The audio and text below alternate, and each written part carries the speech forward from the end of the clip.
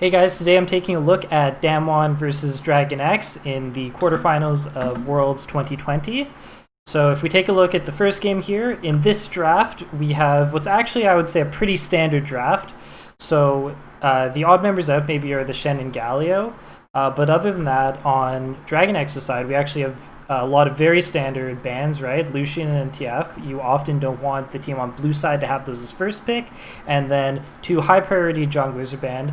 So the other bans that we see here on Damwon's side are, they're saying, okay, we don't want you playing global pressure with Galio or Shen. It is not helping whatever strategy we're interested in playing today. In general, Chovy's been playing a lot of Galio to different levels of success, so that might be something that you're worried about. And then the final two bans are just junglers. So Damwon throws down the gauntlet and says, all right, let's get Lily off the table. And then Dragon X has the option to either leave up both power pick junglers in Nidalee and Graves, or they can ban one, allow the other team to have Graves, and then most likely counterpick with Kindred. Kindred isn't the greatest blind pick, so you usually don't first pick him. And that would be the standard order of things to go. What actually happens, Graves does go through, and Kindred is the counter pick. And then with Caitlyn, it's like different teams have different levels of priority on the hero, right? And Deft is someone that is putting a higher priority on it during this series. And Kindred and Caitlyn have a sort of innate synergy, because when you draft Kindred, the most important thing for you is to get your marks, right? And to get marks, what you want is lane priority, right? You want lane priority so that you can scale up throughout the game. Caitlyn is bad at many things. The one thing she's really great at is getting dominance in lane, pushing the wave in, having full priority, playing for plates. So Dragon X is signaling to us already that they're going to somewhat be able to play through Caitlyn, and they're going to have priority bottom. So Damwon has several ways that they can respond. Do they want to find priority through a high priority mid laner? Do they want to draft an early support draft to help roam and match the Kindred? Right, there's options that they have, so let's see what they do. Because Damwon themselves have already banned two global threats. What they end up doing is they go for the Jhin and the Syndra. So I love the Syndra pick here, because as I said, you're gonna want priority as you're gonna want lane priorities when you draft Kindred, and Dragon X has already secured their bot lane priority. This is no longer a changeable factor in the draft. Caitlyn has it, but we still can affect other lanes. The best lane priority hero in the game is, unless you do something really off meta, is going to be Syndra. As for the Jhin pick, Jhin is just a stable bot laner into Caitlyn, so she doesn't run away with the game too much. It doesn't actually do anything particularly special against Kindred, but we can see is the forming of a comp already. We have two heroes in Syndra and Jhin that can play at a range advantage into Dragon X's comp, which already looks like a comp that's going to want to play more as a 5v5 together, more reactively. At least that's what they're drafting so far. You usually don't pick Caitlyn in comps that want to go too forward to initiate heavy. And Syndra's going to be able to play at that range really well. Jhin sort of is going to slightly lock you into a comp a little more. I think Jhin by far is best, not when he's playing at range, but when following up initiate champions and following up playmakers. So the viability of Jhin could be possibly hurt a little bit. But at this point, Dragon X has two options for what they want to draft pretty much. I think either you want to try and match the mid lane priority in an Orianna pick, unless once again you want to try a really crazy strategy like some sort of assassin. I probably wouldn't recommend that with a slower paced jungler like Kindred.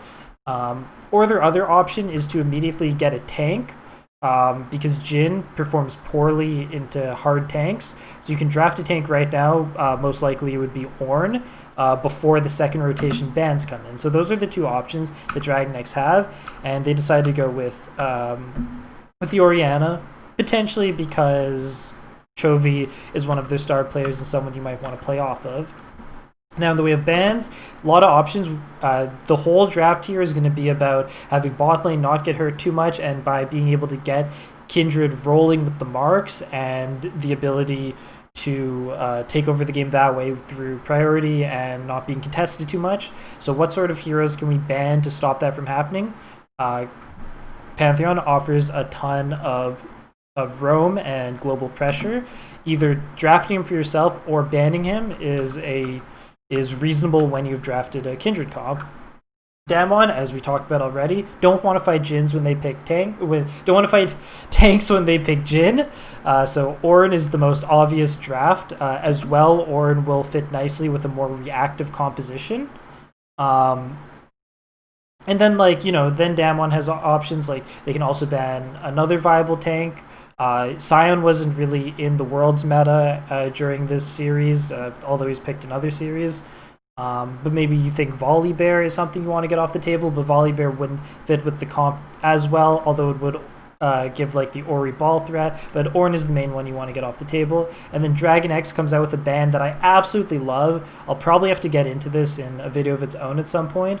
But Blitz, in this day and age of League of Legends, is significantly less gimmicky than he has been on other patches.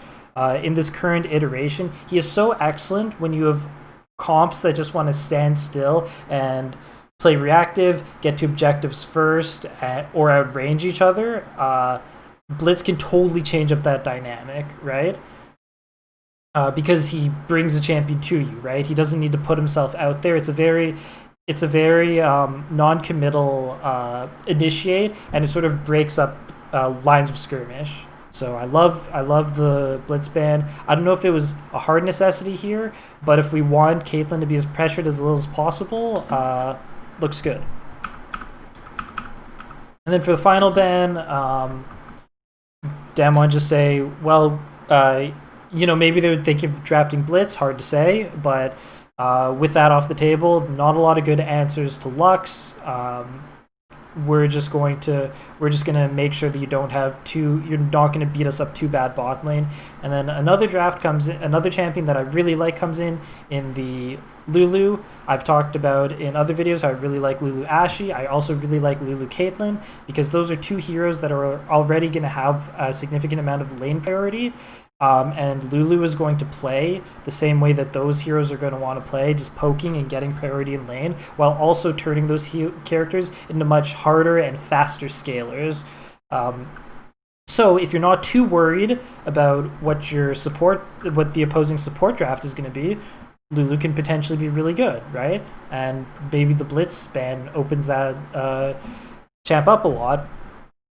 Now, at this point, I think the draft is pretty straightforward at this point, and then this is the part where Damwon really wants to lock in what they're drafting. Even though Dragon X have a lot of reactive heroes that are going to be much better when initiated on at this current point, and they probably can't get out of this style of comp at this point. The question for Damwon is do they want to play into what that comp's already good into? And if they do, the reasoning would be is that they want to up the pace of the game before Kindred and Lulu and Caitlyn scale too hard, right? And even if you're playing into the comp that Dragon X wants to fight, it could be very reasonable to draft something like that just to get the ball rolling. And at this point, I think with Syndra and Jin, you're already going to have a decent range advantage at a lot of spots during the game, so why not draft some initiate, right? It would make sense because there's so much scaling on Dragon X's comp at this point. You might want to try and outpace them a little bit.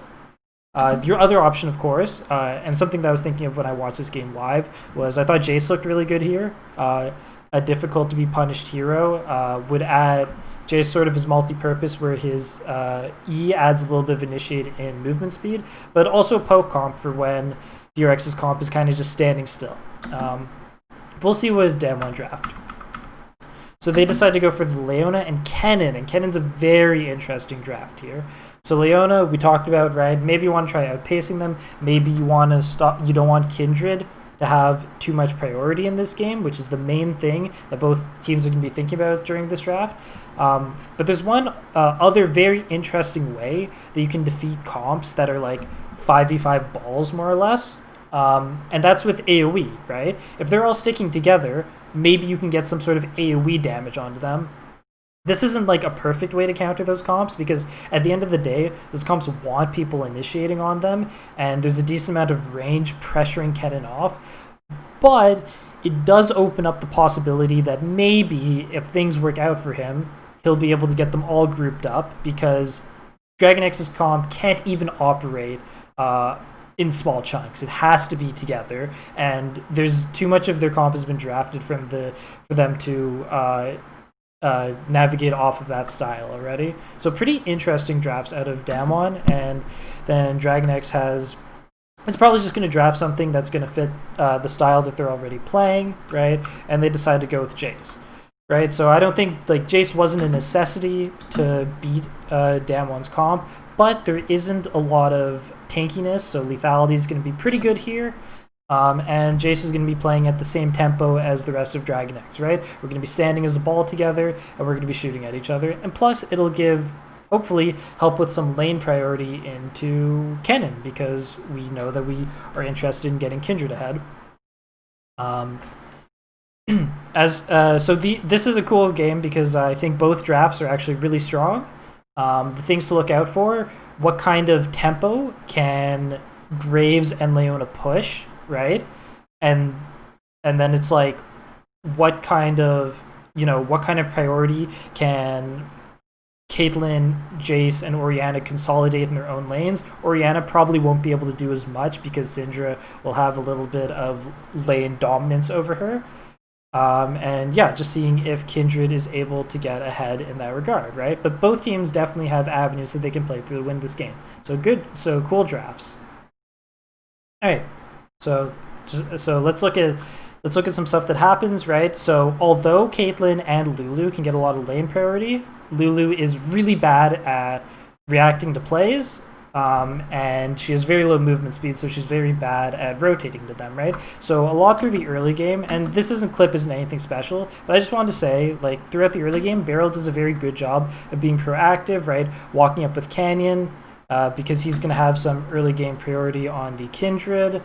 Not priority, I shouldn't phrase it that way, but Kindred's more of a scaling hero, so if we can put Kindred into as uncomfortable positions as possible, that is perfect, right? And Beryl does a really good job this game of just being proactive on the Leona support.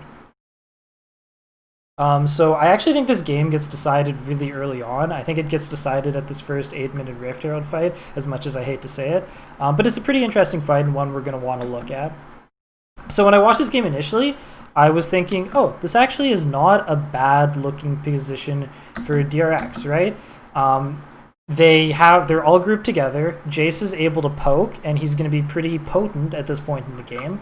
What are we worried about? We're worried about Graves already has pre-built grit stacks, but it's like not too big a deal because we're playing mostly range and reactive stuff. So our goal right here as Dragon X is we're going to want to stay together, and we're going to want to be as mindful of Damwon's initiate and range tools as possible. So the main things that we're going to be looking for is, I think it's easy-ish to play around Kennen's alt flash. That would be like a more low-level thing, but we're going to definitely want to watch out for Leona flashing in on priority targets, and we're going to want to watch out for Syndra wherever she is with her QE combo, because it's a very deadly combo and makes or breaks a lot of games, especially these Worlds games. So let's see how it goes. DRX is grouped up. Duran's going to want to do his best to look for poke if he can. And sorry, I kind of talked over it. But what we're not aware of is where Syndra is. We don't have wards around this area. Syndra drops the W over the wall. At this point, Dragon X needs to immediately be scared, be like, oh, that's where the Syndra is, right? This is where things get scary. And now they already immediately start walking back. It's so important that we don't let her E hit priority targets. But Showmaker actually lands a really nice one and gets a QE here.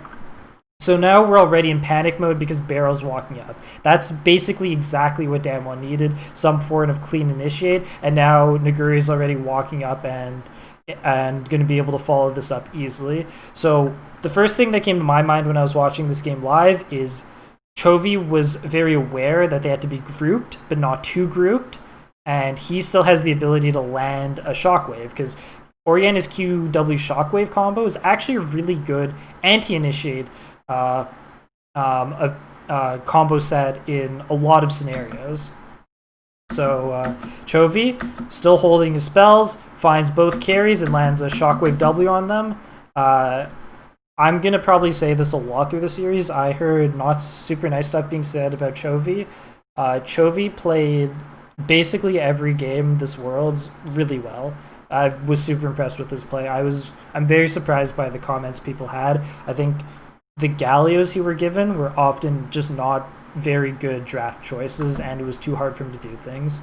But this was a really good use of his Ori abilities, and then Kindred drops the ult before they can die. But this is where you're going to see the viability of Kennen, because to stay alive, they're all grouped, right? They're more scaling heroes. They can't pressure off too hard.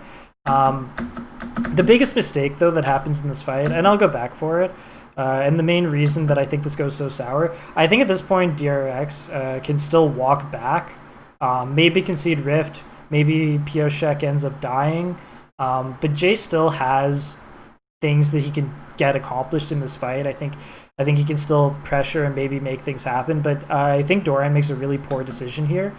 He goes in for a Q and then tries to Barrel out of the Kindred ult, and that just puts him in such a terrible spot, because I think everyone started to, once they got hit by that Syndra QE, they needed to start making their way out. Chovy played it really well, but now Naguri's in position, he flashes in and lands the ult on everyone, and Doran's just in the worst ever position because he tried to go for that QE combo onto Barrel. And then at this point, it's a lost fight. Dragon X is going to just try getting out, but there's still initiate tools cut out of Barrel, and Leona's like pretty decent in the early game in these situations. And it's just, yeah, that's just the fight. And honestly, I think the game's done by that point. But let's take a look at one more fight that maybe illustrates some points. So once again, Dragon X, it's really important that they're all grouped up, and they're going to want wards to look for where Naguri is, and they're going to want to be super cognizant of how Showmaker uses his QE on Syndra, because that's the most deadly range pressure that Damwon's going to have at this point. So right, they've got their line of skirmish set up, and they're poking, and they're trying to fight this. Sorry, I was talking too much again, and I didn't talk about what I wanted to. So I actually think Showmaker kind of makes a mistake here, depending on how you look at it, right? Like, Dragon is definitely a win condition when your comp's a little faster, a little bit more early game, which Damwon's definitely is. Damwon has to push the pressure this game, so getting the 4 dragons early is really important. But this team is so scared of Showmaker's QE that I really think he should be aiming it somewhat at zoning somewhat with it on Dragon X, but instead he uses it to try and burst the dragon. And they don't end up getting it, and I don't blame Showmaker for that, right? Like, him and Canyon tried to burst at the same time. That's not a big deal, right? That's like a 50-50. But Pioshek gets really deep in here. I think he's a very easy target, and Showmaker probably should have looked for him there. And anywho, at this point, right, Naguri hasn't found the initiate. He can't really go in 1v5 here. Like, maybe you think he can, but I promise you it won't go as pretty as you might want it to. And Dragon X is able to get out of the fight like that. But those were the only clips I had. I think by that 8-minute, Rift Herald was basically done. Now let's take a look at Game 2. So if we check out the bans in this game, you will see that the bans have changed up a little bit. So this time, the TF has made it through, so that's something that we're going to have to think about.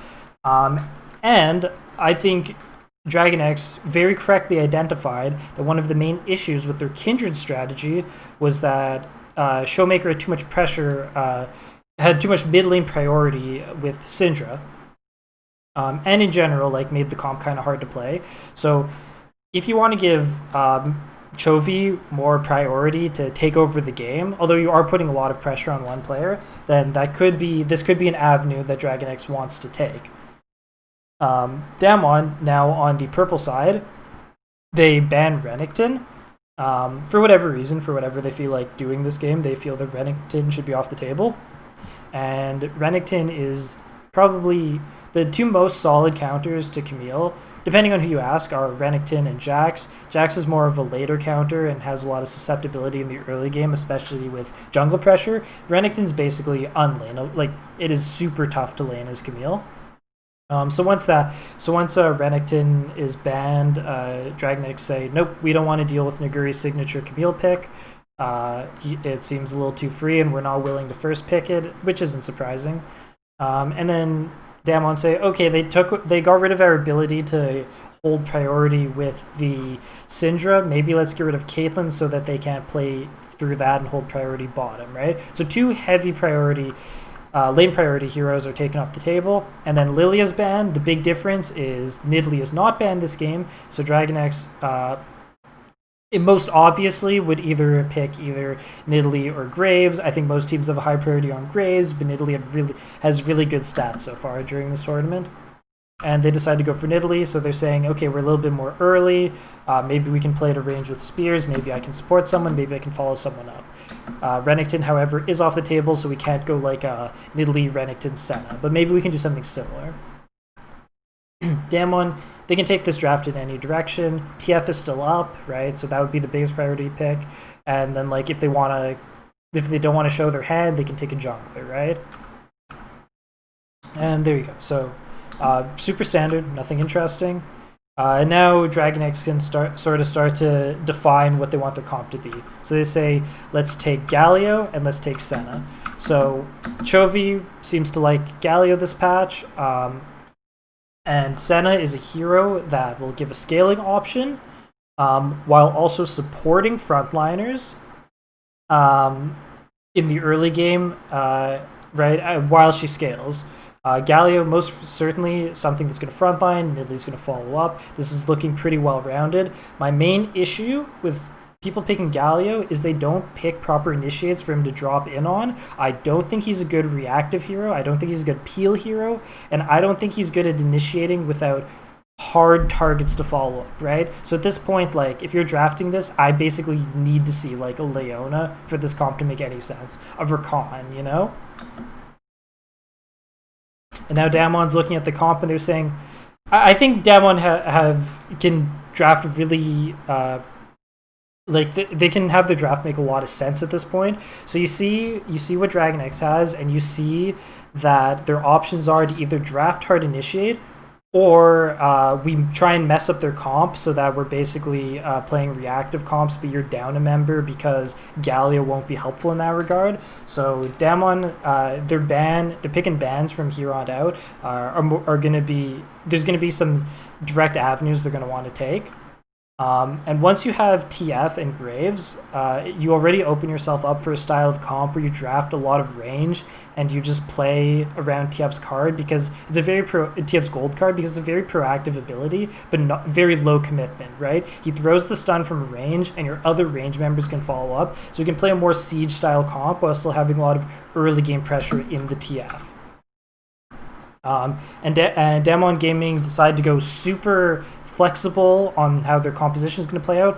Ornn leaves the option open for them to play a very hard initiate comp, very proactive comp if they want, or as I was talking about, a more like siege, kite-oriented comp with ranged heroes. Ornn will play to both of those styles super well and give a scaling option. We also officially are basically handshaking each other and saying, I'm down to play safe side top lane with Ornn, and you're most likely going to play safe side bot lane with Senna.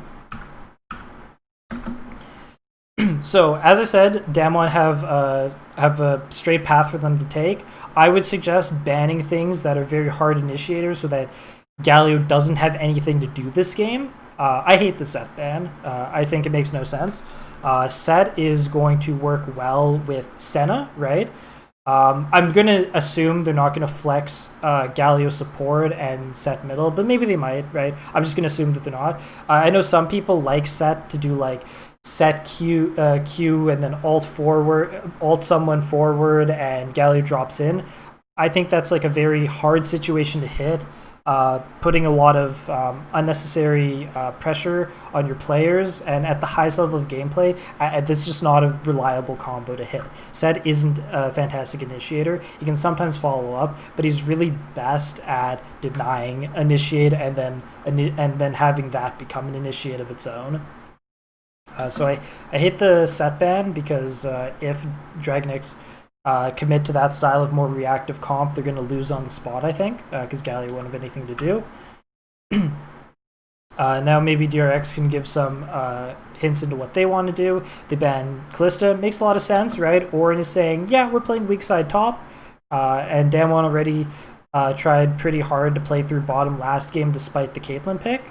They had Graves spend a lot of time down there. So banning a champion that's going to be very supported by TF and push the game's tempo while also playing into the win con of playing through bottom makes a lot of sense.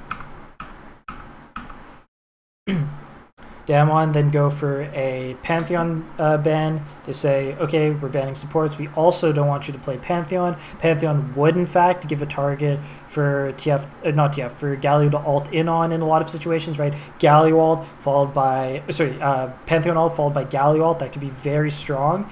As well, we're playing TF, so we want to have as much global pressure as possible.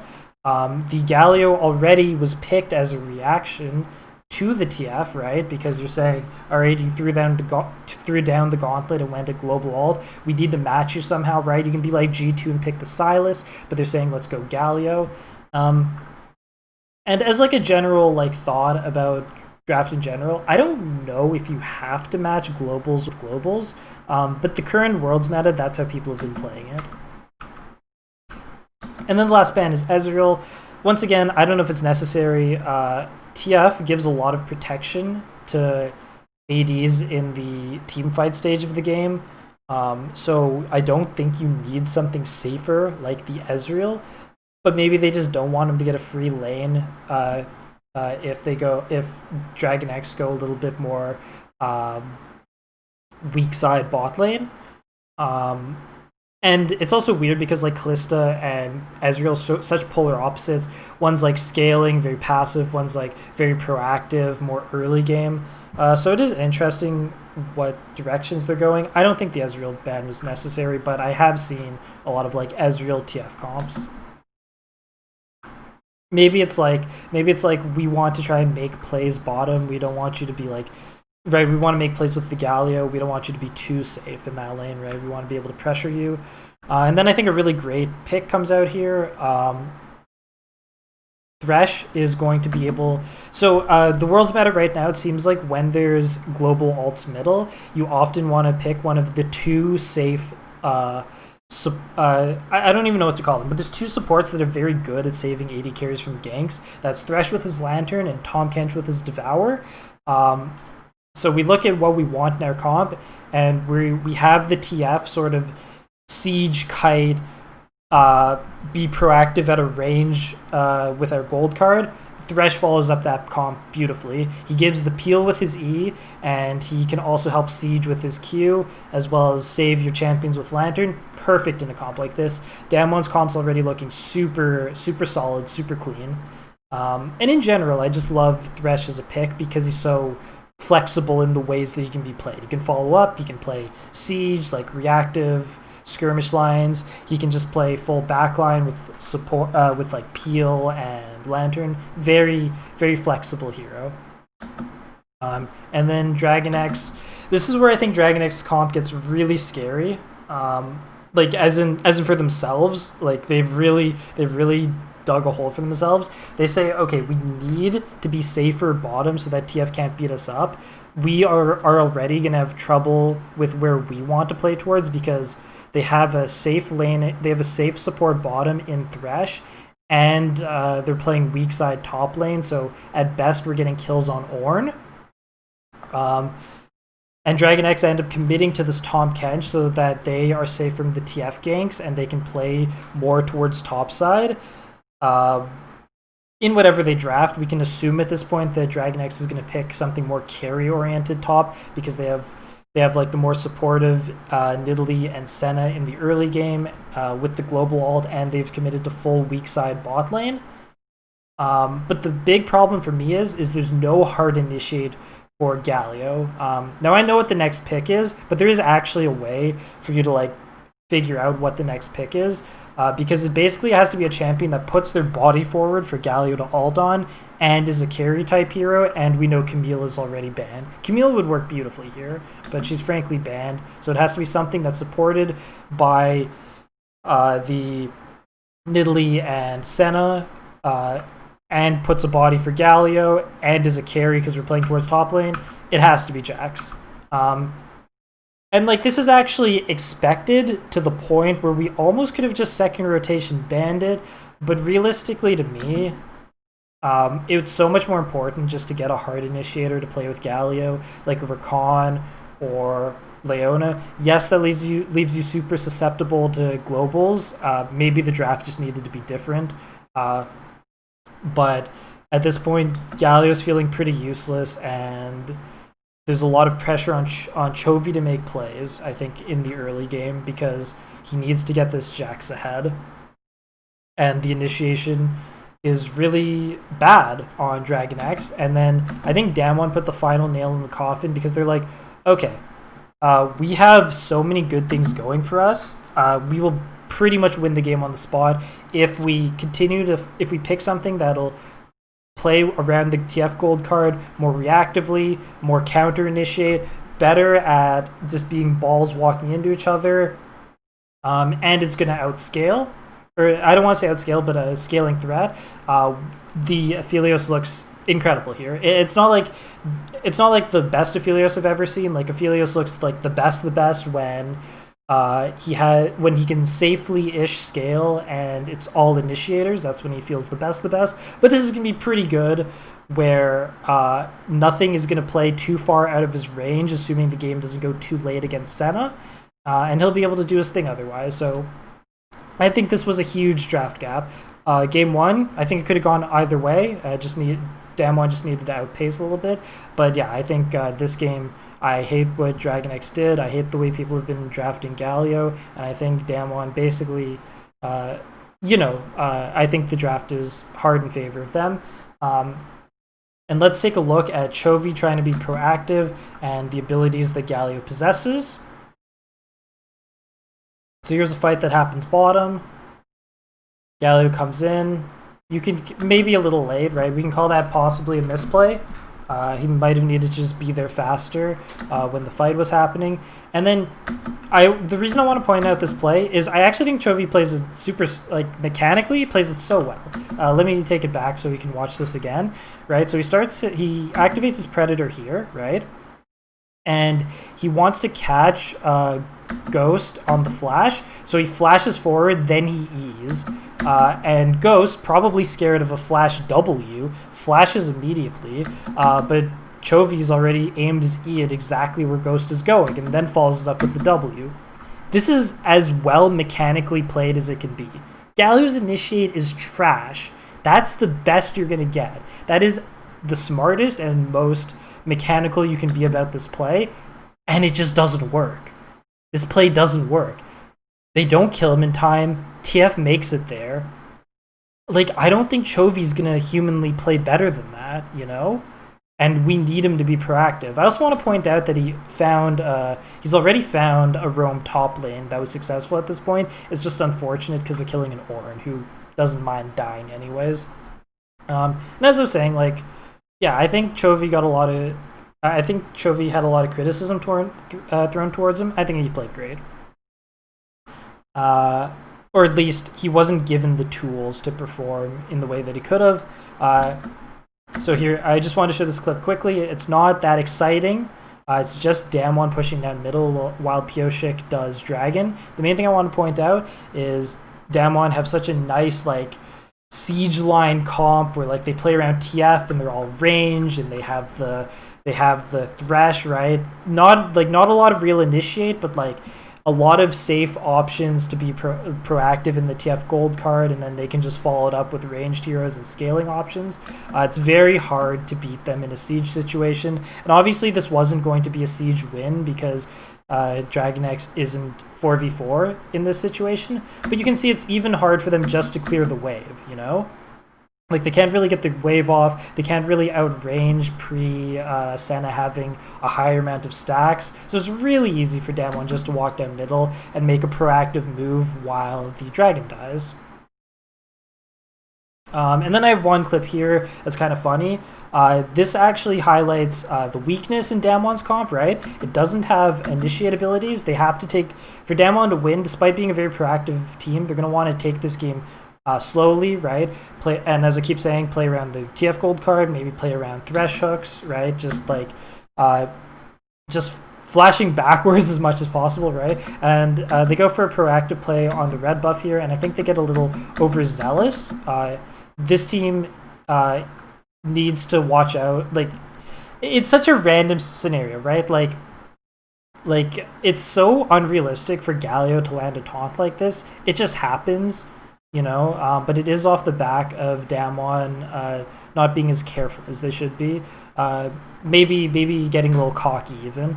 So the way Chovy plays this is he goes around the wall, right? So the vision on him gets a little weird, then he comes back around with the Predator, ends up landing a taunt onto Canyon, and that's how the fight starts off. And I think what I wanted to point out about this comp is you can see you can see Damwon not playing to their win conditions here, because from Ornn's perspective, things actually go pretty well, right? Ornn gets like a decent ult off here, messing up Galio's ult, right? But Doran gets to the back line, and they're not properly peeling him. They really just need to peel onto him for the comp to make sense, right? Because they're so good at anti-initiate. But Doran is kind of just going for it. I guess I also didn't talk about this during draft, but I think one of the viabilities of Jax here is when there's a comp that's so like auto attack heavy, Jax's Counter Strike makes a lot of sense as an ability you'd want. But yeah, Doran's going on the backline, and Naguri ends up getting a 4-man knockup, and you're thinking to yourself, wow, that's amazing. That's like as well as this can be played, right? But it's not fitting the comp's win conditions, right? They're supposed to be playing back. They're not supposed to be more initiate heavy. Doran's just getting too much off here. He already has a double kill. And then the other stuff I want to talk about in this fight are more just fun stuff. I really like the way Showmaker plays this. Goes for the card, immediately Qs, and then he flashes right after, right? Even before his card lands to finish off this kill, goes for the auto, kind of gets unlucky, and it ends up getting dodged in time. It was a very small margin. I like the way he played it, but I love the way he plays this part after. He pops the Ghost to try and deny auto attacks that Doran can get there. Doran ends up hitting the E. Doran goes for an auto, and now Doran's supposed to W, but Doran is microing right after his auto, and Showmaker with his Ghost on micros left, so Doran screws up the reset auto on his W. Showmaker ends up getting the card off. Really like the way that was played at the end there. Has nothing to do with either comps. But yeah, that illustrates that nicely. And then here we have one more fight where I just want to show like the futileness of the comp and like Galio's inability to do anything. So I think at this point Dragon X know they're in a pretty bad spot. They find somewhat of a pick onto Barrel, see if they can make anything happen. He gets away. Chovy finds an angle. He goes in with the Predator W.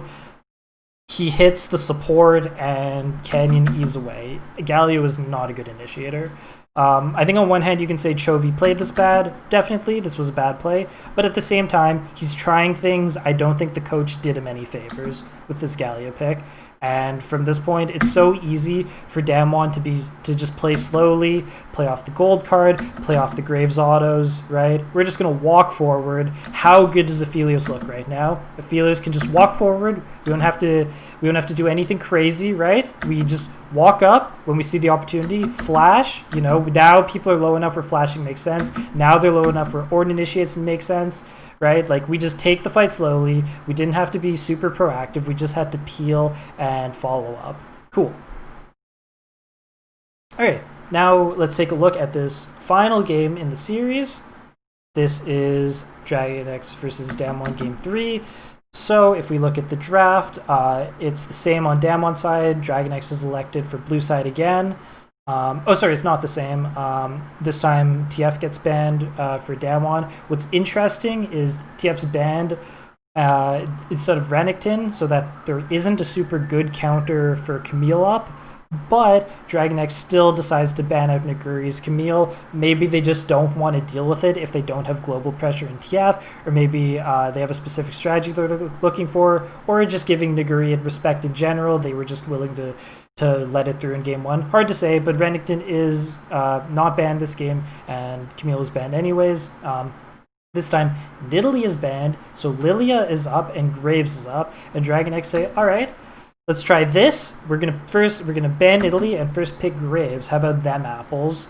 Now Damwon has some options. We can either play Nidalee, or we can play the Graves counter Kindred. Right? You just don't want to blind pick Kindred, but you don't mind playing him otherwise.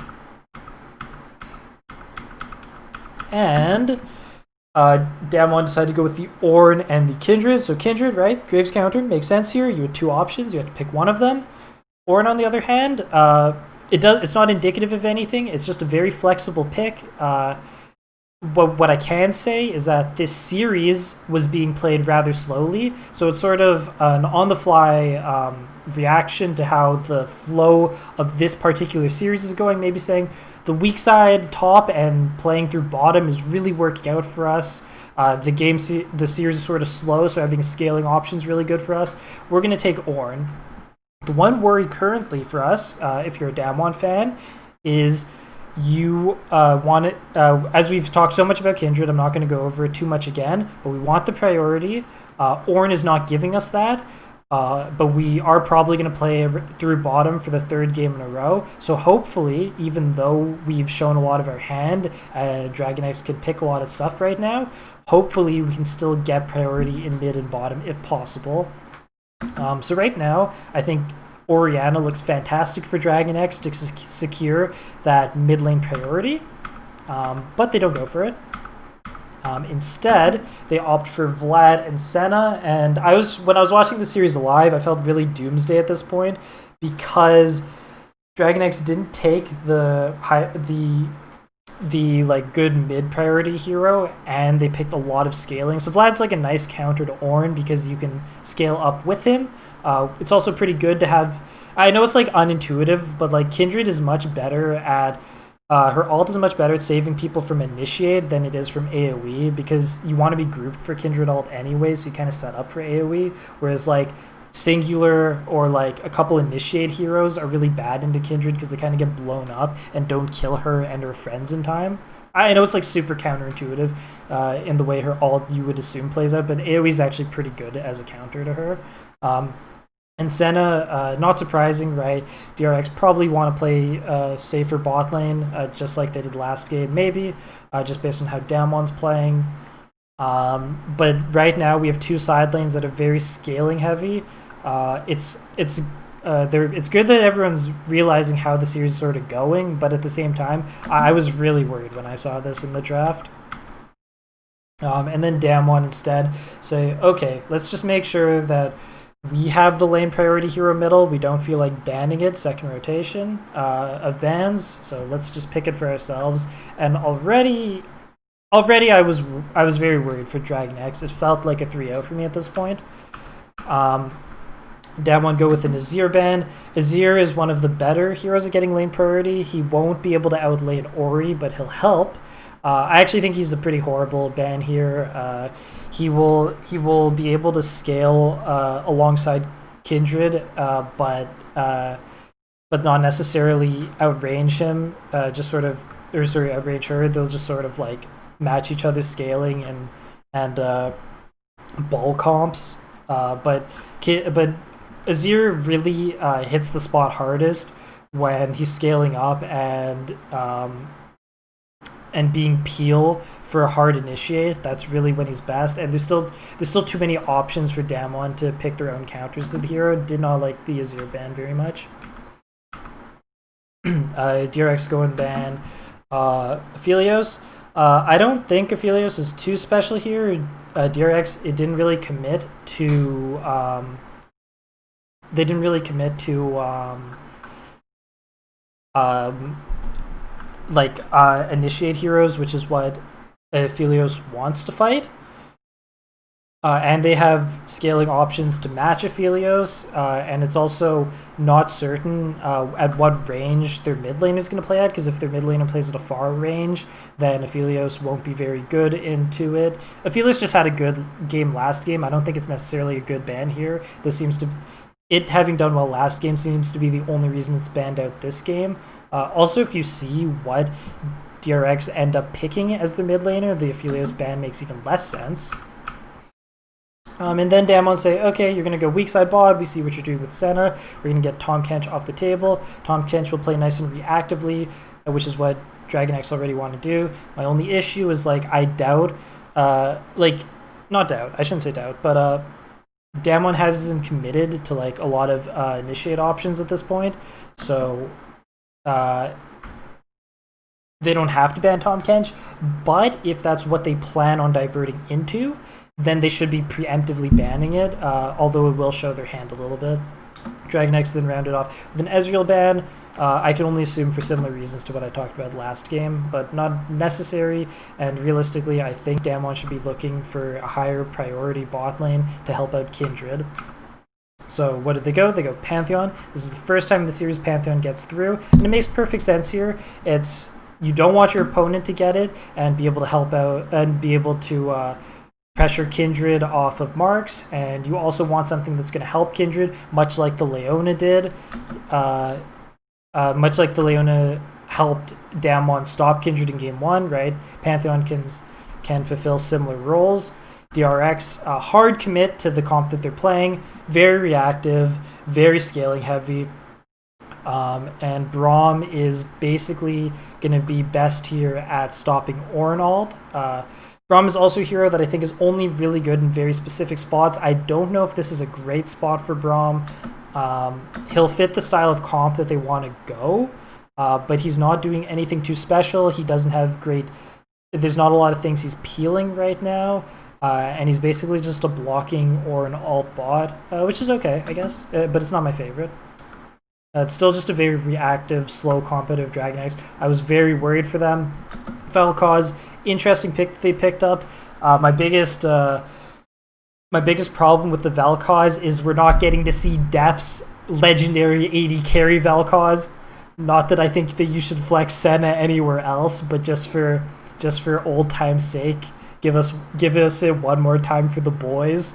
But nonetheless, it's Chovy playing it, so Chovy's not getting the lane agency maybe that we would have hoped he'd have. But it'll fit the rest of the comp, another scaling option, and actually it'll have a little bit more mid-prio. The biggest issue is that it can't bully Kindred the way you might want it to. Because, like, if Azir gets mid-prio, or if Ori gets mid-prio, or if Syndra gets mid-prio, they can actually walk around and do stuff. Vel'Koz is just so reactive. He can't really do that. Oh, and I wanted to talk about this. I just forgot. But as I said, I thought the AD carry bans out of Dragon X were pretty weird. And as I keep saying, I think it should be like something higher prio in lane to help out Kindred. The most reasonable hero to pick by far is Ashe, especially... no, I shouldn't even say especially, right? You just want to help out Kindred, right? And you're also... Kindred's like your scaling option, so you don't have to commit as hard to a scaling option on your AD carry, right? Like Kindred and Ornn will help you out a lot with that already.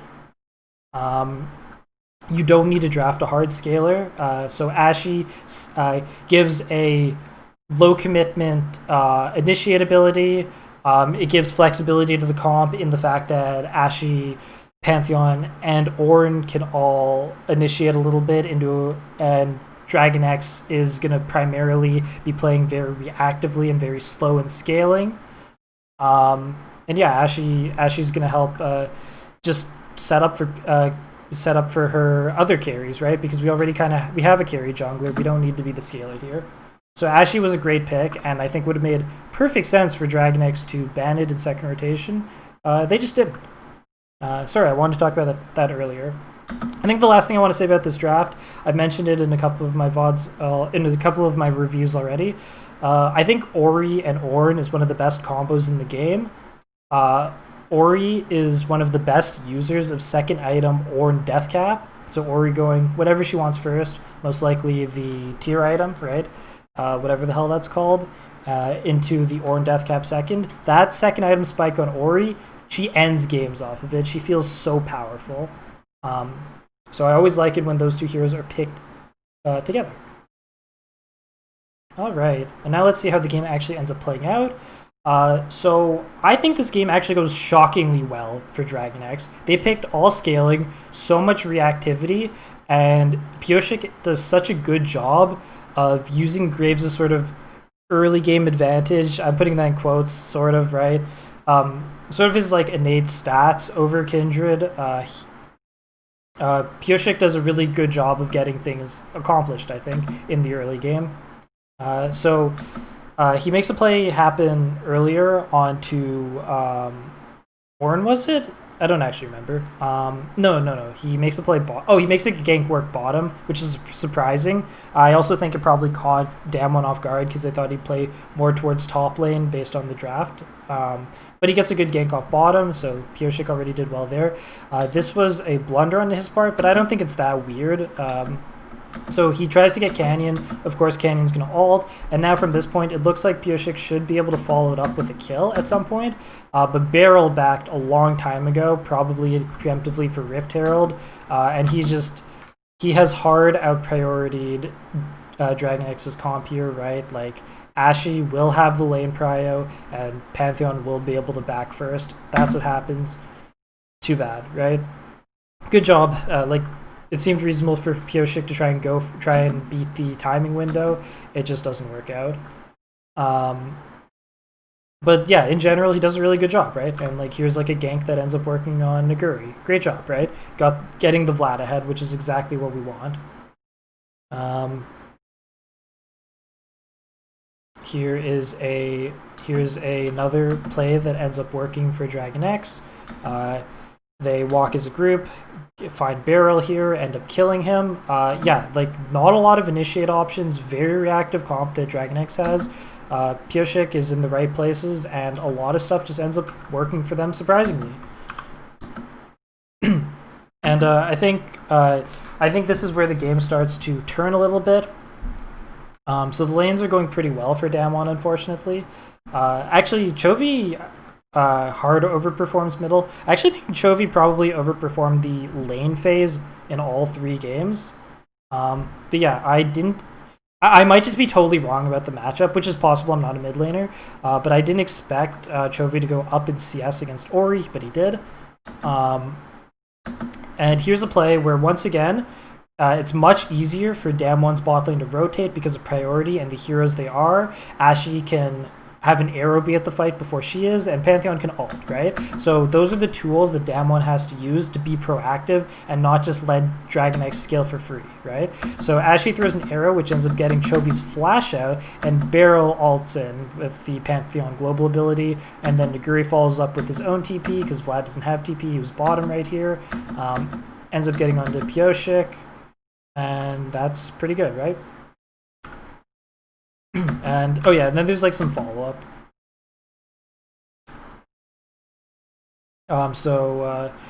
Dragon X then try to collapse onto Naguri and Canyon once the rest of the team slowly rotates here, and it once again a lot of mainly reactive options on DRX's side. They're missing a lot of stats because they pick so many scaling heroes. That's like an important thing, right? It's like even if they're playing the comp correctly, and they even have like they even have stuff that counters their opponent's comp. If you're playing scaling heroes, a lot of the times you're just kind of low on stats, right? And stuff just doesn't work out. So this is like a 1-for-1, but still it's going to be a net positive for Damwon. And you can see how aggressive they're able to get because the game's going so well. This is the same clip. And I think this is the last clip I'll show. Basically, like the game just slowly falls through DRX's fingertips. As I said, I think they just picked way too much scaling. I think it's too hard to win a game like this. And here's a play where Dragon X get a pick, but they're already quite a bit of gold behind, I think 4K. But they get a pick on the barrel, so maybe they try and make something happen. The way the Dragon X need to play this is hopefully they're grouped, and hopefully they don't have to commit spells to go forward. They just play at whatever range they want. They think they can get Canyon, but this is probably like the one big mistake Chovy makes in the game. He gets caught by Showmaker's Shockwave there. Good job on Showmaker. Yeah, even though it's a 4v5, like it's just Dragon X could not stabilize the game well enough. Although in the very, very early stages of the game, I think they did a really good job, better than I expected. They had some good proactive plays out of Pioshik that ended up working. But at this time, like the two behind lost too much gold value. Like even in a 4v5, they're not really able to make things happen. And yeah, that is the series. So I hope you guys liked watching this. If you like the content, please like and subscribe. It helps me out a bunch. If you want to catch these videos live, or if you just want to talk about the game, you can watch me on twitch.tv, KruzaTV. Or if you want to hit me up on Twitter or just follow me for fun, I sometimes tweet about League. I'm at KruzaTV. And yeah, thanks everyone for watching.